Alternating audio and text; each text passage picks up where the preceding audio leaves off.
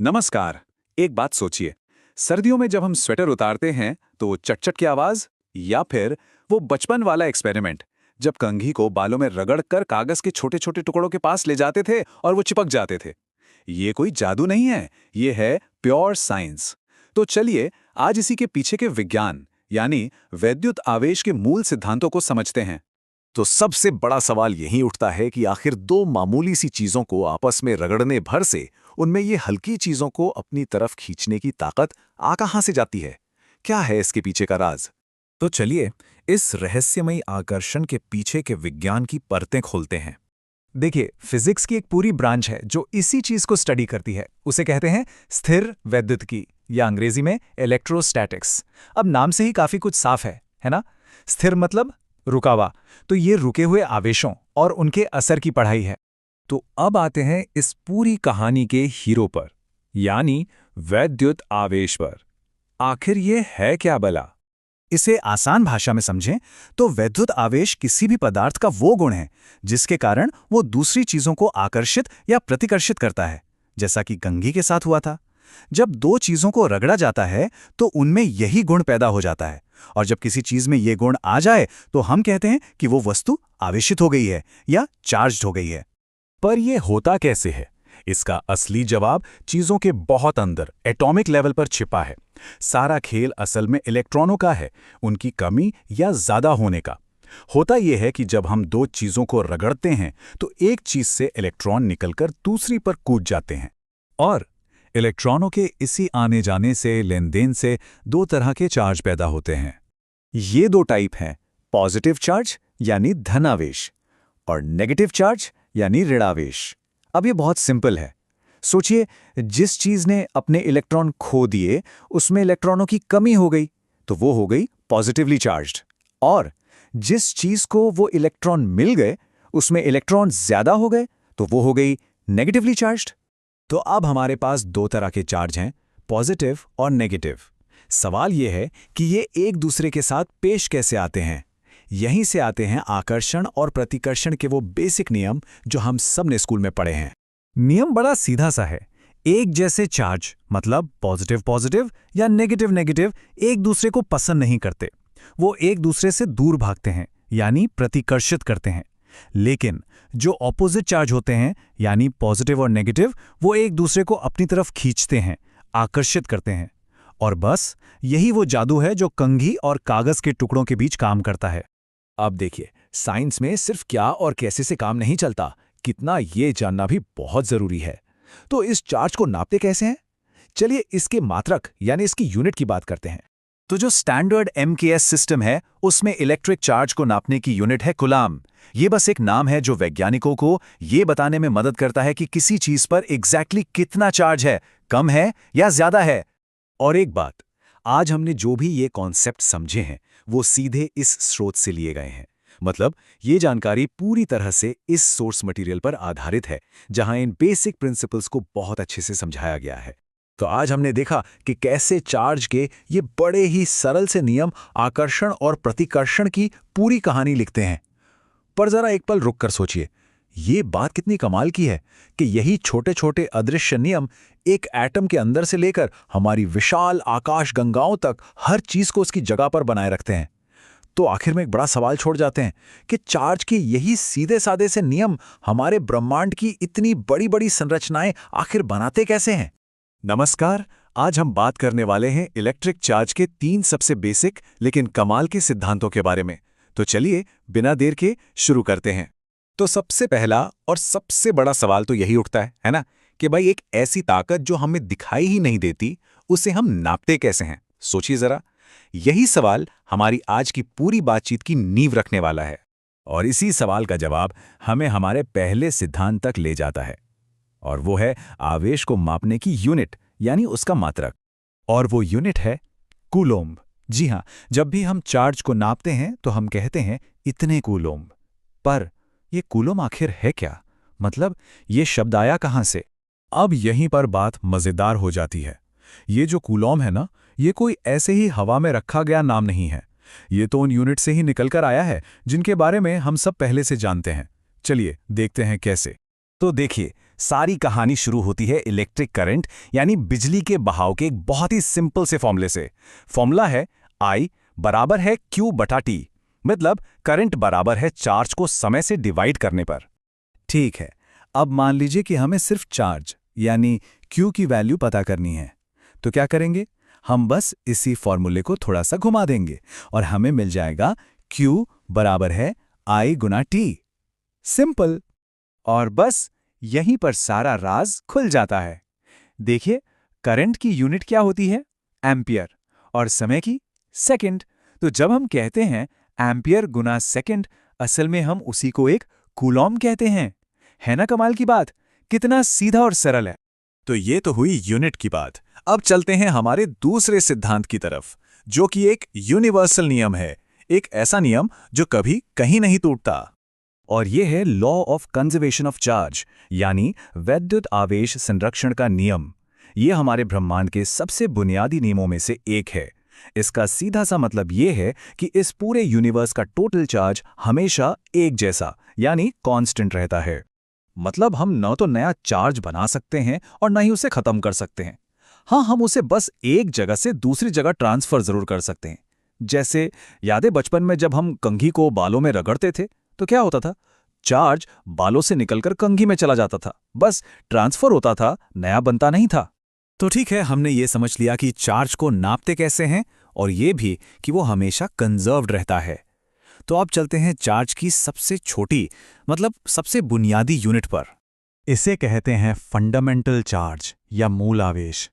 इसको ऐसे समझिए कि ये प्रकृति का सबसे छोटा चार्ज का पैकेट है। इससे छोटा चार्ज हो ही नहीं सकता। ये सबसे छोटी यूनिट है, बिल्कुल वैसे ही जैसे एक दीवार की सबसे छोटी यूनिट एक ईंट होती है। और इस सबसे छोटे चार्ज पैकेट की वैल्यू कितनी है? ये है 1.6 गुणा 10 की पावर -19 कूलॉम। अरे ये इतनी छोटी, इतनी ज्यादा छोटी संख्या है कि हम सोच भी नहीं सकते। लेकिन कमाल की बात यह है कि हमारे आसपास जो भी बिजली से जुड़ी चीज हो रही है वो सब इसी छोटी सी संख्या के मल्टीपल्स में होती है। और यहीं पर आके हम एक बहुत गहरे सवाल के सामने खड़े हो जाते हैं। आखिर प्रकृति ने इसी एक खास नंबर को ही क्यों चुना? ऐसा क्या है इस नंबर में? क्यों दुनिया के हर इलेक्ट्रॉन और प्रोटॉन पर ठीक इतना ही चार्ज होता है? ये सवाल हमें सीधा क्वांटम फिजिक्स की रहस्यमयी दुनिया के दरवाजे पर ले जाके खड़ा कर देता है ना सोचने वाली बात? चलिए, आज हम भौतिकी के दो बहुत ही बुनियादी लेकिन जबरदस्त सिद्धांतों की बात करते हैं। ये वो नियम हैं जो तय करते हैं कि बिजली कैसे काम करती है, और ये हमारे आसपास की टेक्नोलॉजी से लेकर कुदरत तक हर चीज को आकार देते हैं। तो शुरू करते हैं। तो सबसे पहले पहला सिद्धांत, ये एक बड़े दिलचस्प सवाल से जुड़ा है कि भाई इलेक्ट्रिक चार्ज का सबसे छोटा, सबसे बुनियादी रूप क्या हो सकता है?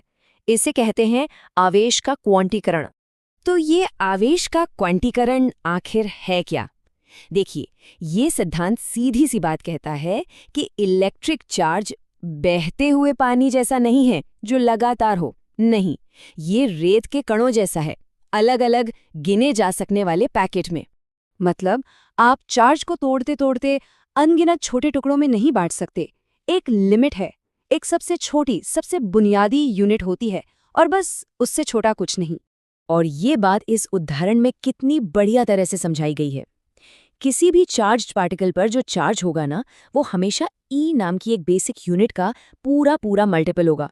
मतलब प्लस माइनस एक ही हो सकता है, 2e, 3e हो सकता है, लेकिन कभी भी 1.5 या 2.7e जैसा कुछ नहीं हो सकता। ये मुमकिन ही नहीं है। इसको और आसानी से समझना है तो सिक्कों के बारे में सोचिए, है ना? आपके पास एक सिक्का हो सकता है, 2 हो सकते हैं, 10 हो सकते हैं, पर क्या आधा सिक्का हो सकता है? नहीं हो सकता। बिल्कुल इसी तरह चार्ज भी ऐसे ही गिनी जा सकने वाली यूनिट्स में आता है। अच्छा, तो अब ये तो पता चल गया कि चार्ज छोटे छोटे पैकेट में आता है, लेकिन अगला सवाल ये है कि ये पैकेट एक दूसरे के साथ बर्ताव कैसे करते हैं। यहीं पर एंट्री होती है हमारे दूसरे सिद्धांत की, कूलाम का नियम। तो सवाल बहुत ज़रूरी है। हम ये तो जान गए कि चार्ज की एक सबसे छोटी यूनिट है, पर जब दो ऐसे चार्ज आसपास आते हैं तो होता क्या है? वो एक दूसरे पर असर कैसे डालते हैं? ये देखिए, ये स्लाइड बिल्कुल वही सिचुएशन दिखा रही है। हमारे पास 2 पॉइंट चार्ज हैं, Q1 और Q2, और इनके बीच की दूरी है R। अब इन दोनों के बीच एक फोर्स काम करता है। या तो ये एक दूसरे को खींचेंगे अगर चार्ज ऑपोजिट है, या फिर एक दूसरे को धकेलेंगे अगर चार्ज एक जैसे हैं। और कूलाम का नियम हमें ठीक ठीक यही बताता है कि ये फोर्स कितना मजबूत होगा। देखिए, ये नियम कहता है कि ये जो बल है वो दोनों चार्जेस की मात्रा के गुणा के सीधे सीधे प्रोपोर्शनल हैं और उनके बीच की दूरी के स्क्वायर के इन्वर्सली प्रोपोर्शनल है। अब इसका असल मतलब क्या है, चलिए इसे गणित के नजरिए से देखते हैं। चलिए अब उस फॉर्मूले को थोड़ा तोड़कर समझते हैं जो इस फोर्स को बताता है। यकीन मानिए, ये उतना भी मुश्किल नहीं है जितना पहली नजर में लगता है। तो सबसे पहले इस बेसिक रिलेशन को देखिए। जो फोर्स है F, वो चार्जेस Q1 और Q2 के प्रोडक्ट के सीधे प्रोपोर्शनल है और दूरी R के स्क्वायर के इन्वर्सली। इसका सीधा सा मतलब है, चार्ज जितना ज्यादा होगा फोर्स उतना ही मजबूत होगा, और दूरी जितनी ज्यादा होगी फोर्स उतना ही कमजोर होगा, और वो भी बहुत तेजी से। तो इस फॉर्मूले में 4 मेन खिलाड़ी हैं। पहला F, ये वही फोर्स है जिसे हम नाप रहे हैं। फिर हैं Q1 और Q2, हमारे 2 चार्जेस। तीसरा है R, उनके बीच की दूरी। और चौथा है K, एक कांस्टेंट जो इस पूरी इक्वेशन को बैलेंस करता है। अब ये जो K है, ये सिर्फ कोई नंबर नहीं है।